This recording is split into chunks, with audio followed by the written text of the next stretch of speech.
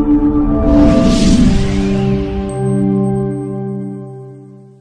would like to thank my brother, His Excellency President William Ruto, for accepting the role of resolving the South Sudan conflict through a mediation effort led by Kenya. The Nairobi peace process led by Kenya helped negotiate the comprehensive peace agreement which ended Africa's longest conflict. That peace led to the independence of the Republic of South Sudan at the end of the interim period in 2011. I am confident that these efforts will yield a similar result as the country prepares for the general election this year. The current mediation effort led by Kenya will be anchored on a firm foundation laid by the Rome peace process.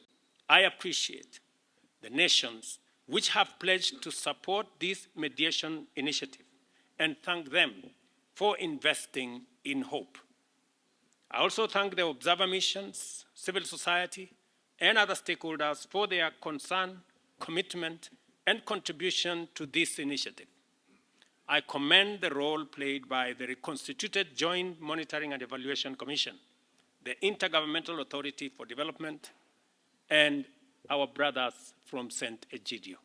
I encourage the revitalized transition government of national unity, the real SPLM, and the South Sudanese United Front to stay the course and redouble their commitment to this mediation. The path you have chosen is noble, and what you have accomplished so far under this initiative is admirable. Here is your opportunity to design a future worthy of all of you and all the visions you have. I pledge my unwavering commitment and availability to support this process at any stage of the mediation roadmap. Our goal is to secure a credible pathway to durable and sustainable peace for the Republic of South Sudan, our region, and our continent. The United States applauds the leadership of His Excellency President William Ruto for agreeing to take on this mediation between the ARCSIS non-signatory parties and the government of South Sudan. As we prepare for President Ruto's state visit to Washington later this month, we recognize Kenya's vital role as a regional leader on peace building and security in East Africa. I would also like to commend the commitment of General Lazaro Zumbawo for his mediation efforts. We all remember what he did with the Comprehensive Peace Agreement, as well as my colleague, Ambassador Gullo, who I've had the pleasure of working with over the last couple of years to support peace in the region. We greatly appreciate being included in this mediation effort as observers and look forward to working with Kenya on yet another important regional peace-building effort. We share with partners in the region a set of fundamental priorities and values when it comes to South Sudan. First and foremost, peace. A full transition of South Sudan toward democracy, respect for human rights, and a government responsive to the needs of the South Sudanese people provide the best avenue towards sustained and durable peace in South Sudan. The United States, and I believe the international partners in this room, recognizes that the 2018 peace agreement has not been implemented, nor have the promises made following the 2022 extension and subsequent roadmap. We have been clear and will continue to urge the South Sudanese leaders live up to their responsibilities. We are confident that President Ruto and his mediating team can manage an inclusive process, one that reinvigorates the peace agreement and supports South Sudan in establishing a durable peace. The United States stands behind Kenya in this effort because we believe it presents an opportunity that the government and the non-signatories alike can and must seize. Without serious efforts by the government and peace agreement signatories to establish the conditions for lasting peace, as they promised in 2018, there remains far too great a risk of widespread violence and a return to civil war. Non-signatories also have this opportunity to demonstrate that they too are committed to peace. The region can ill afford further conflict, and the South Sudanese people who have waited far too long must see their aspirations met. South Sudan independence was a time of much promise and great rejoicing by its people. It reflected the struggle of its people and the support of the region and international partners to achieve that independence.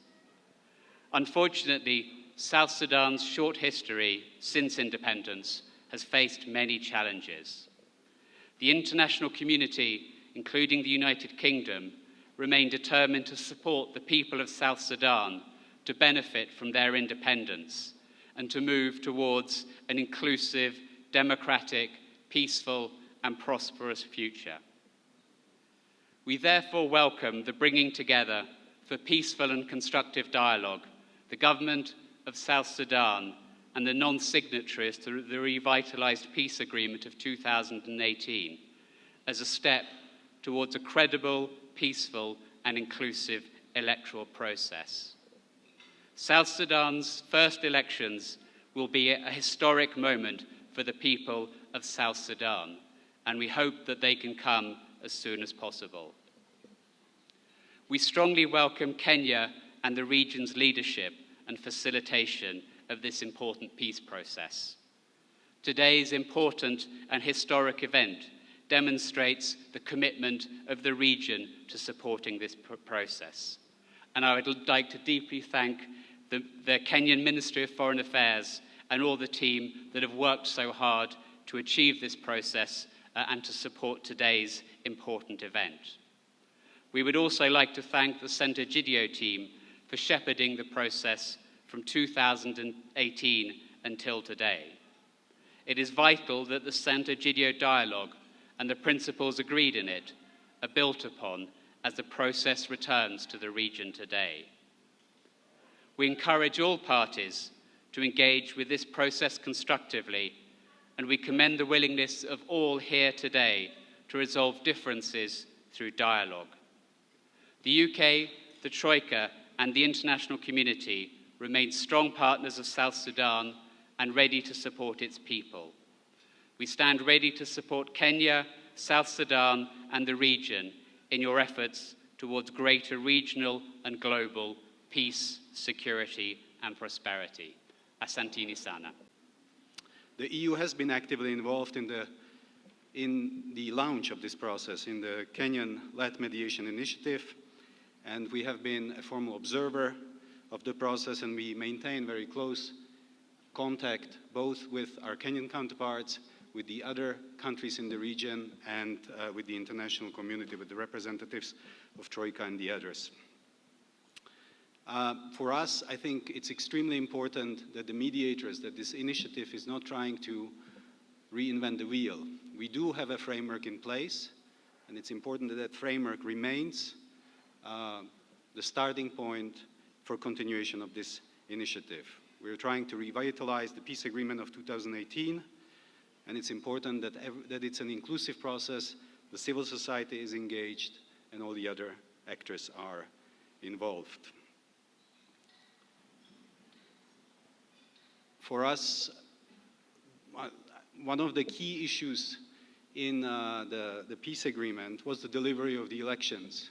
Our colleague from the UK already spoke about this, and this still remains the target, a very important step for the transition of South Sudan. We're committed to working in that direction and to providing all our support. President Ruto, congratulations for hosting this important process, but also to President Salva Kiir for allowing this process to take place. Some colleagues would have probably resisted that this process does not continue. I have no special message to give President Ruto other than to encourage the participants to this process, to encourage participants to come to the table in a genuine manner, in a well-meaning manner, and also to have within them a high level of tolerance. Irritations will always be there in a process like this, but it's important to be accommodative, to understand that there is no option to a peace process. There is none. In today's world, no one really wins a war. That's the truth. No one really wins the war. You may win a battle, but the war continues.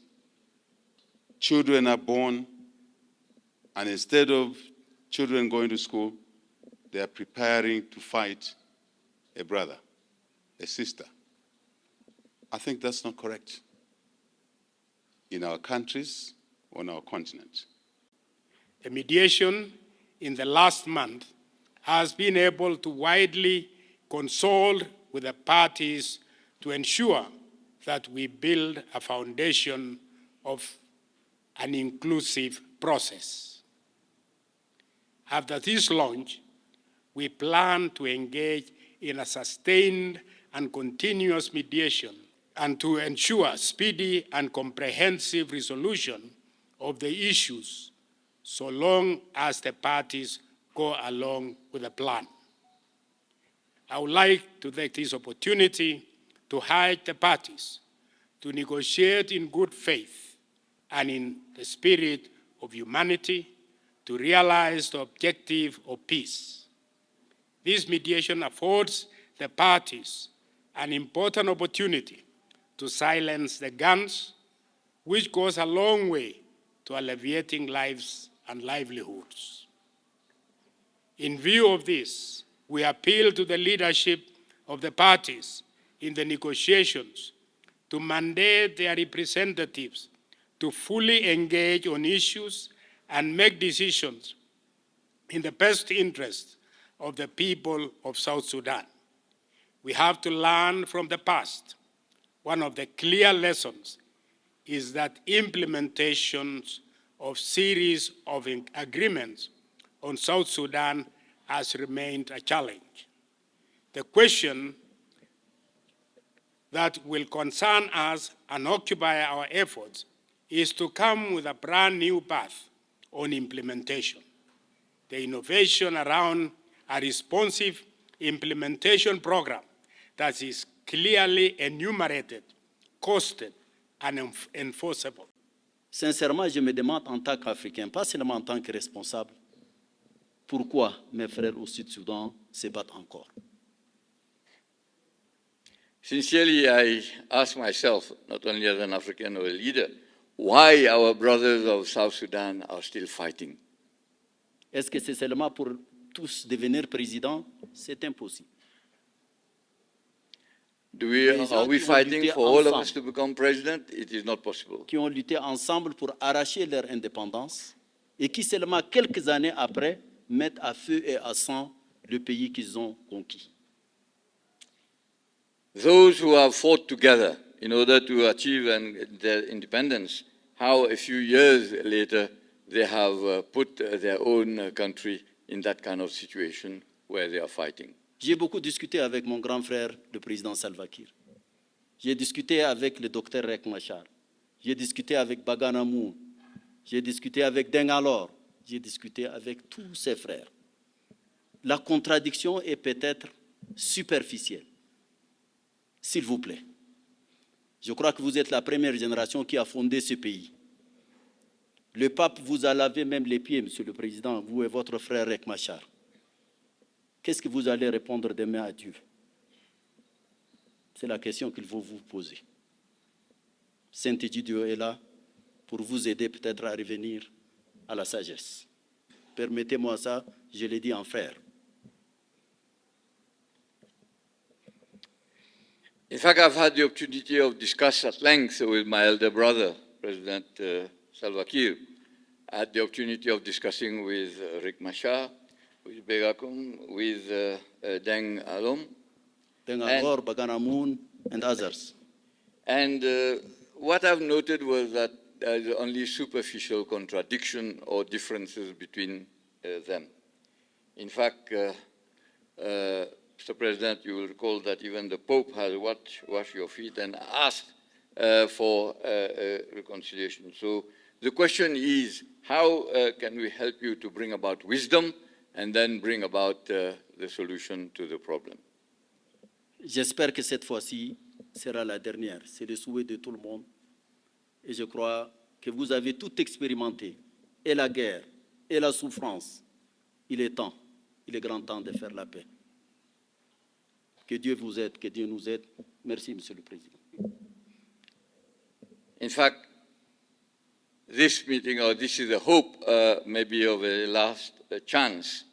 You have witnessed and gone through everything, war, suffering, and all the difficulties that you've gone through. What we want is to see peace be established, be restored, and we pray God help you in this process.